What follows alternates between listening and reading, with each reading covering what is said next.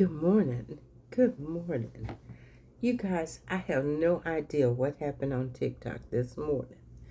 I just think that the enemy did not want me to do this session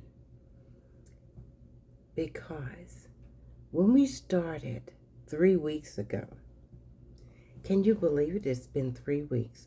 We started with a challenging question. And that question was, what do you need to leave behind? And the second week, we dealt with pride, envy, and anger. But this week, this day, we're going to deal with something that hits a little harder. And that is fear, unforgiveness, and unbelief. So let's get started. You were not given a spirit of fear. What you were given is power, love, and a sound mind. So when fear shows up and starts making its case, it is speaking a language that was never meant to be yours. Never meant to be yours. But let's be honest about what fear actually feels like when it shows up. You are experiencing something that you have never, and that's not N-E-V-E-R, it's never, N-E-V-A, that you have never experienced before.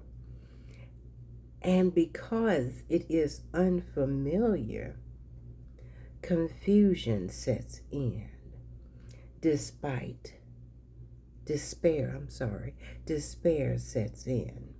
And in that moment, fear does not knock on the door.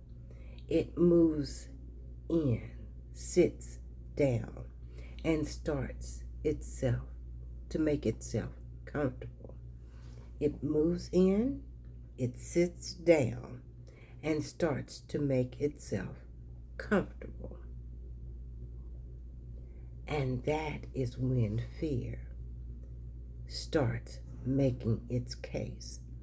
That's when it tells you that you don't have what it takes, that this is too hard, that you should have never started, that you are alone in this.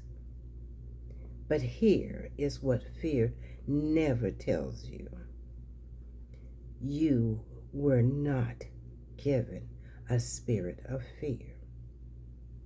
What you were given is power, love, and a sound mind. Now that means even in the unfamiliar, even in the confusion, even in the despair, you are still equipped. Even in, you are still equipped. You are. Unforgiveness.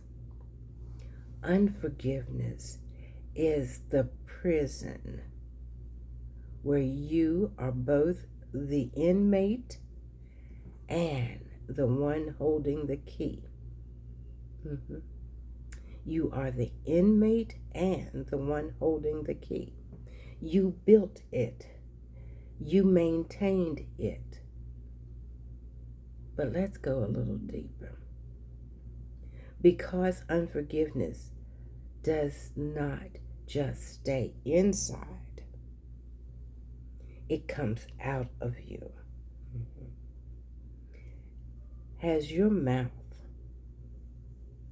been a loaded weapon? Has it? Have you been shocked and disappointed at the quickness of your clap back?